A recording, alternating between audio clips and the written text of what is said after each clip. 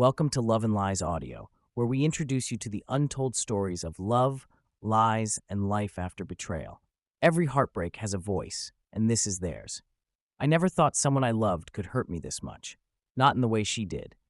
Lila was not just my wife. She was my best friend, my partner, the person I shared my dreams with. I trusted her. I thought we were invincible.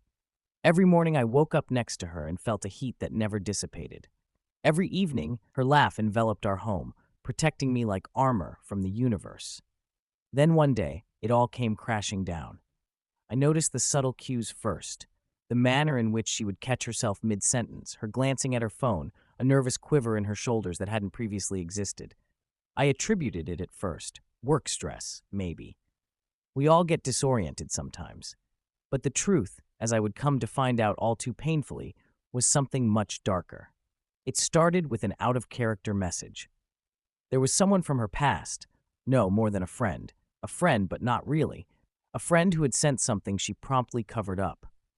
My heart thudded on the floor when I saw it, the cold creeping up my spine.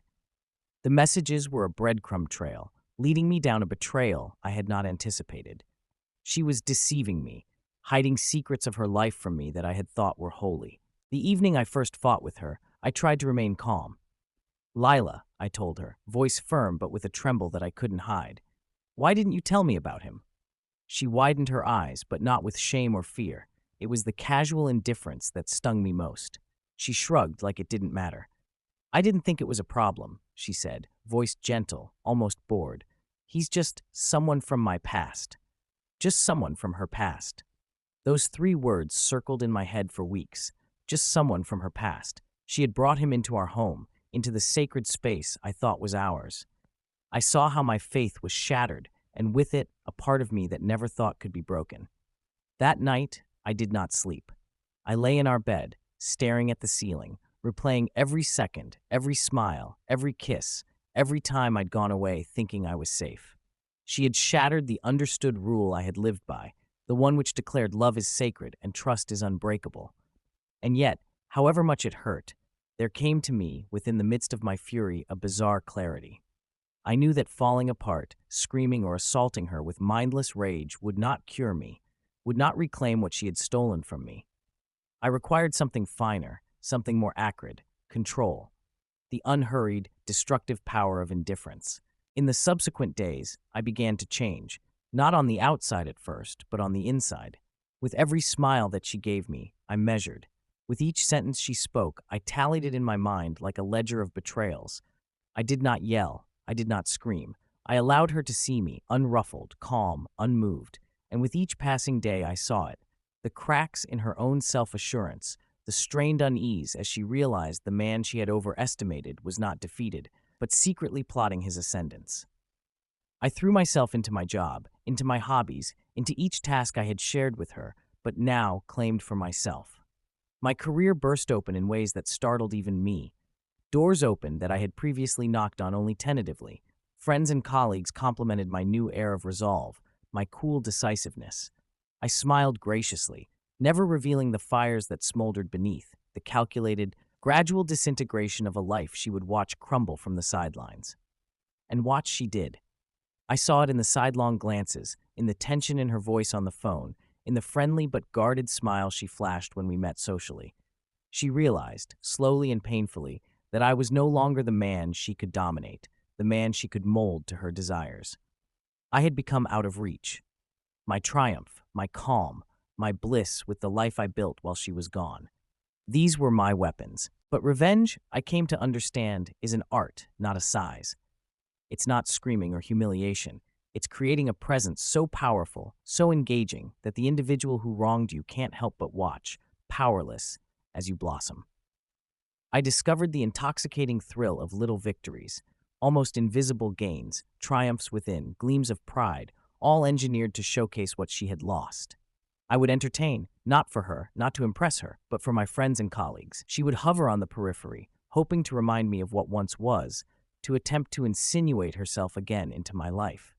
And I would smile, polite, gracious, permitting her presence without recognition, a ghost haunting her own mistakes. The dawning realization on her face that I did not need her, that I triumphed in spite of her betrayal, was a potent mix of pleasure and righteous indignation. Everything I said became a game of psychological chess. I offered her morsels of my successes, awards, promotions, moments of professional and personal satisfaction, without comment, leaving her imagination to fill them in. The weight of her choices rested on her in silence, an invisible penance she could neither escape nor avoid. And with each passing day, I grew stronger, more alive, more certain that the man she had started to underestimate was now out of her grasp. I began to realize, actually, that the ultimate revenge is not destruction, it's creation. Every project I completed, every problem I solved, every joke I told around the dinner table was a quiet thrust into her pride. She had believed my reality was hers to control, my feelings hers to command. But now, as I flourished on my own, as I established a life she was no longer able to penetrate, I understood the strength of indifference, the annihilating charm of possession. She tried to talk, to apologize, to charm. I heard with propriety and interest, never revealing the storm that churned beneath my calm exterior. I did not shut her out completely, at least not yet, but I made it clear that the turf she had originally occupied was no longer hers. The house, the friends, the memories, these were mine, and she was not owed. Each gracious smile, each polite gesture was a reminder I had risen above her betrayal. And in those still moments, when the world was quiet and I might reflect without the pressure of confrontation, I allowed myself to feel the full measure of what she had lost. Not just me, but the life that could have been ours together. Not just trust, but the feeling of knowing she had taken for granted. Every choice she had made, every lapse, every falsehood, it had all brought her to see me emerge without her, and it was comforting to know that. I had outdone the man that she had left behind.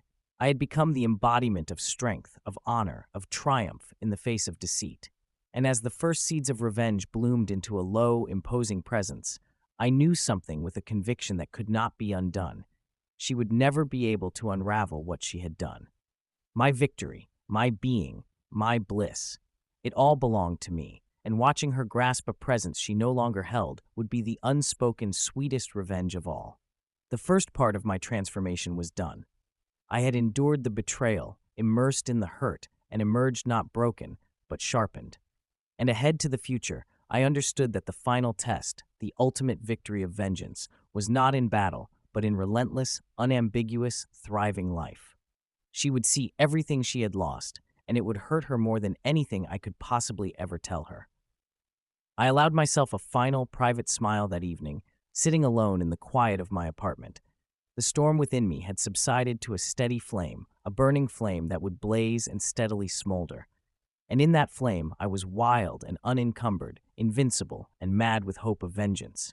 Not boorish, not furious in the traditional sense, but elegant, devastating, and absolute. The sun streamed through the blinds, casting bright, thin stripes across the hardwood floor of my apartment. I had grown to love these early hours, the stillness before the storm of the day, because it was in those stillness that I plotted my life's next step, and, unwittingly, hers. Lila had attempted to contact me several times throughout the prior week. Texts, missed calls, even the occasional Facebook message. Each one was a calculated reminder of where she stood in my life, a desperate attempt to reclaim ground she'd already lost. But I ignored them, not due to ill will, but due to strategy. Each unreturned call, each unread message, was a calculated psychological nudge, a breadcrumb to guide her to the conclusion that her choices yielded fruit far beyond immediate confrontation. I filled my first cup of coffee and sat by the window, observing the crowds of urban existence outside. There was activity going on everywhere, people chasing dreams, rushing errands, living in moments that were small but significant. And I knew that I had a life to chase as well, one that she could never have lived again. Every plan that I drew up, every goal that I set, was a statement. I was invincible, I was winning, and she would see it all, powerless to intervene. My work was the first solid step toward my ascension. I worked myself into projects with fresh intensity. Hours passed into the night, fueled by a mix of rage, pride, and determination. I wasn't only striving to keep up, I was building a pillar of achievement, one she could look at only from a distance. The promotions came more quickly than I had anticipated. Sessions once seemed intimidating, now became a stage upon which I played confidently, winsomely, and demographically. Colleagues who had underestimated me gazed with amazement, some admiration, some envy, and somewhere, I knew, Lila noticed. But revenge is not necessarily public display.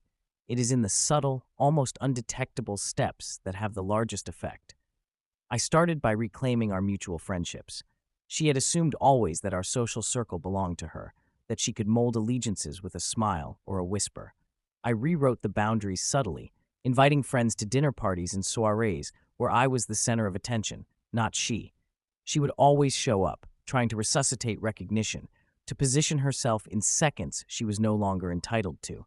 I greeted her with a polite smile, my voice easy, unflustered, unbreakable. I permitted her to linger on edges, a ghost returning to a world she no longer ruled. There is one night that stands out, the night when the first truly satisfying wave of revenge washed over me. I had invited a few close friends to a small dinner, a casual evening to celebrate a promotion. The apartment was lit up, candles making warm shadows dance across the faces of those individuals I loved most. And then there she was, Lila, searching for acknowledgement, perhaps a glimmer of warmth, a gesture that she still mattered. I welcomed her softly, a perfect smile that concealed none of the storm brewing within. She tried to reconnect, attempted to butter me up, even apologized for mistakes. I listened to her, mannered, polite, each sentence she spoke bouncing off my armor. She realized too late that in my world she was a phantom. Her fight to regain control was for naught. I did not scream. I did not humiliate. I just existed, enjoying my victory, and let her see that my life had transcended hers. It was a coup of the mind. The flicker in her eyes, the trembling in her hands, the tension in her jaw, said more than all the argument in the world could. She finally understood that she had lost not because I had been cruel, but because I had been grand in my detachment. The power of unspoken vengeance was inexorable, and the hum of it coursed through me like electricity. But I didn't stop there. Revenge, I knew, was complex, multi-layered. Each step must on the last one build, forming a structure so expansive that the one who betrayed will see the sheer magnitude of what she has lost. I began posting pieces of my own victories, Facebook status, photography of achievement, moments of joy, all presented as ordinary life, nothing to the fleeting gaze. But she, of course, was not fleeting. She watched all this, achingly aware that each smile, each victory, was a cutting remark into the pride she believed to be invincible. I brought new routines, new passions. I worked and played away, doing things she had previously mocked or was lax about. The sunset photos over distant cities, the laughter with friends, the moments of quiet solitude, executed to perfection, all to show that my life was no longer bound by her presence or absence. She would feel it, and she would smell the sting of exclusion, the searing hurt of being left out. One evening, returning from a business trip, I found her waiting on my apartment doorstep. Her eyes were glassy, a mixture of pleading and fear, as though she had finally understood the price of her betrayal. I let her speak. She apologized, attempted to excuse herself, tried to reason her way free with words I no longer cared to hear. I smiled graciously, with unshakable calm. She was begging for something she could never regain, and I withheld it. The second step was subtler. She had always enjoyed the fantasy of control and closeness. I dismantled it tactfully, demonstrating that while I could play at her games, I would never give in, never make her caprices paramount. She tried to draw me into arguments, into intense emotional duels, but I was impassive. Every attempt at goading or manipulation was met with civil acknowledgement, but never acceptance. The annoyance carved on her face was a work of art, a testimony to the mettle of my self-control. There were moments of temptation, moments when anger hissed in my ear to lash out, to embarrass, to reclaim the reins with raw fury. But I knew that true revenge is measured, exquisite, silent, but unyielding. I left my successes to speak for me, career achievements, social conquests, self-improvement. My very presence, strong, self-assured, thriving, became the retribution she could not escape.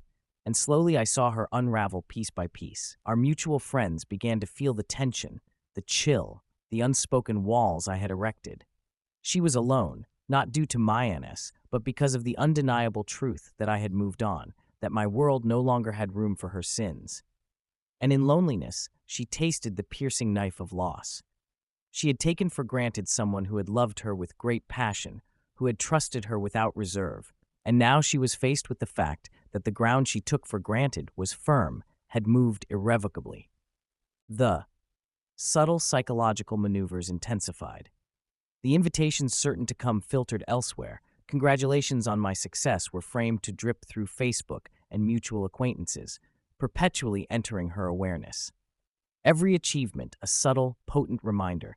She had chosen to betray me, and I had chosen to thrive.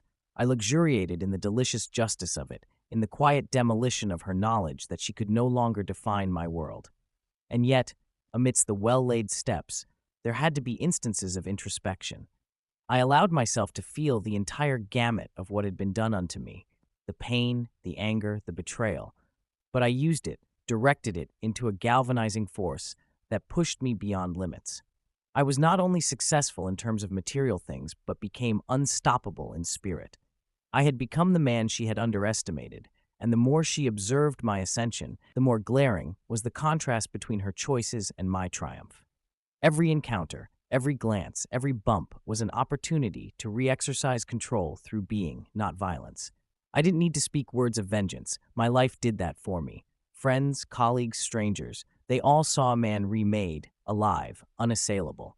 And she saw, powerless, helpless, confronted daily with the reality of her adultery, having created a man she could never reclaim. Revenge is not destruction. It is reclaiming.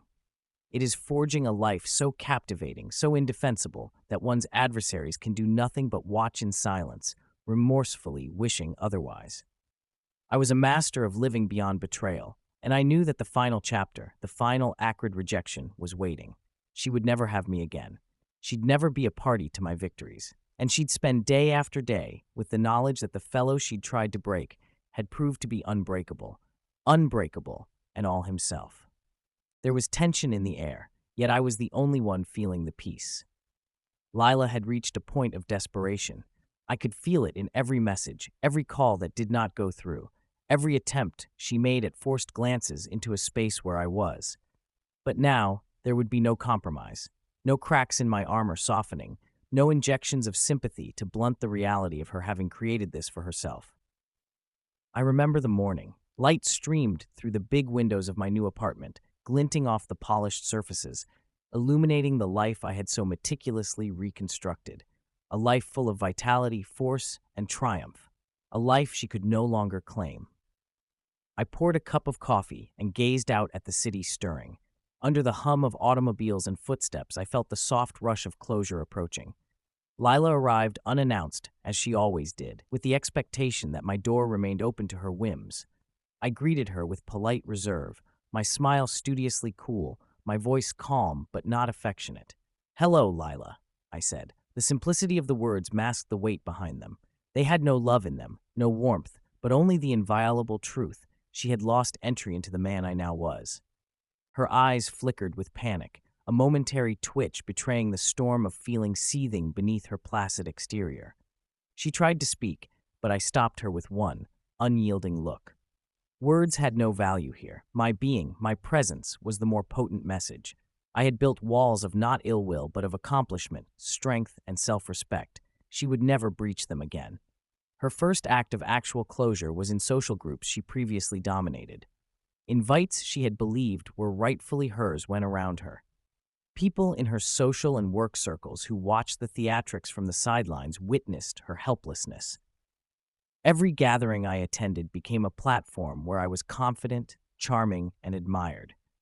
She would show up periodically, hoping to establish some kind of recognition, but I maintained an arm's-length distance. Her attempt at reintegrating herself into my life was for naught, and the rage that cut across her face was even more worthwhile than any altercation. There was one night when I hosted a private commemoration of a career milestone, a chic but casual affair. Lila stood at the doorway, back straight, eyes widened in the realization of no longer being at the center of my world. I nodded for her to be seen, a gesture devoid of warmth, and continued to socialize with my guests. Every smile I shared, every story that I told, served to accentuate her absence. She was a spectator, in a world she had tried to command, and the hush of her despair was the sweetest revenge of all. But the most potent component of my scheme was even more understated. I posted photographs of my success on the web, not to boast, but to announce the unarguable truth of my autonomy. Snapshots of achievement, triumphs of joy, and victories filtered through the social media, hitting her eyes at the worst possible times.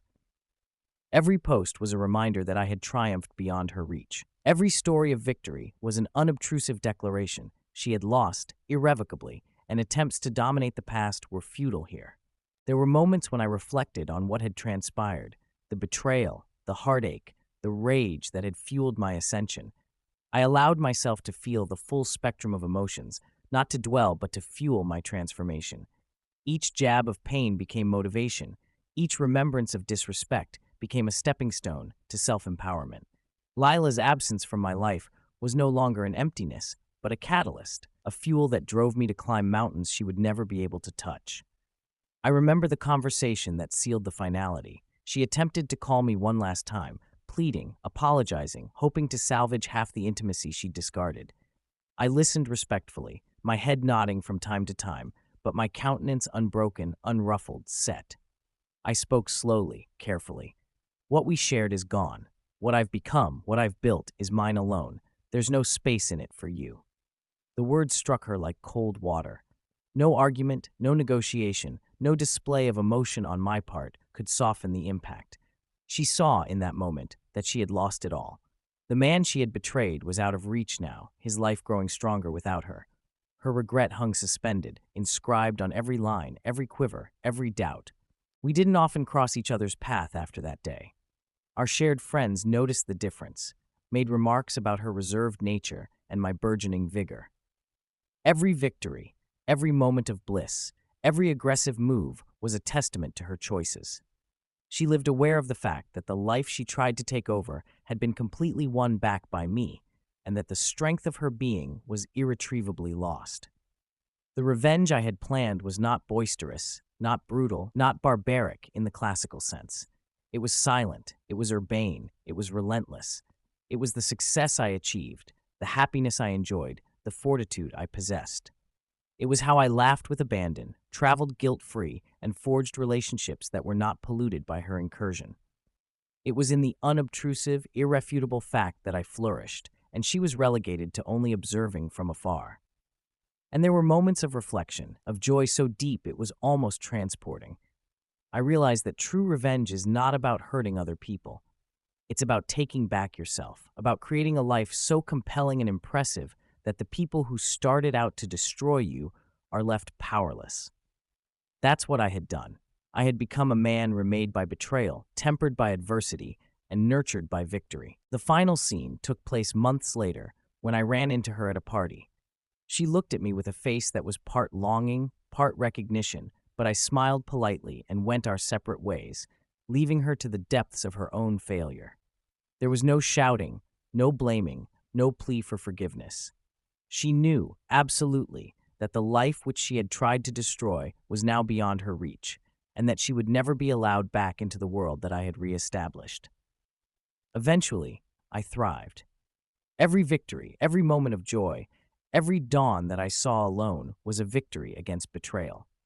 The silence of her regret was testament to the force of indifference and the power of self-conquest. I had turned heartbreak into victory, betrayal into motivation, and loss into unbeatable freedom. Standing on the roof of my apartment building one evening, looking out at the glittering lights of the city, I smiled softly at myself. The skyline glimmered like a ripple of the life I'd built, a life of strength, focus, and unbreakable will.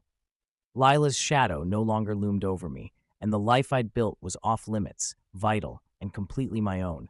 No words could erase the past, no gestures retrieve what was lost, and that was the greatest power, to get beyond betrayal, to thrive in spite of it, and to create a life so full and complete that those who caused the pain could only stand helplessly on the outside. The finality of my actions, the absolute cold rejection, was my ultimate triumph. Lila would never take part in my life again, never influence my choices, never witness the quiet joy of a man unbroken. Her regret was silent, pervasive, and permanent. My success had become her worst nightmare, and the lesson was complete. Betrayal may wound, but it cannot destroy the person who chooses to rise, thrive, and remain untouchable. Thanks for listening from beginning to end. If you have ever experienced loyalty, heartache, or the ability to survive it all, we want to hear about it. Share it in the comments below. And don't forget to subscribe to Love and Lies Audio, because every finish, silent or not, has an experience worth recalling.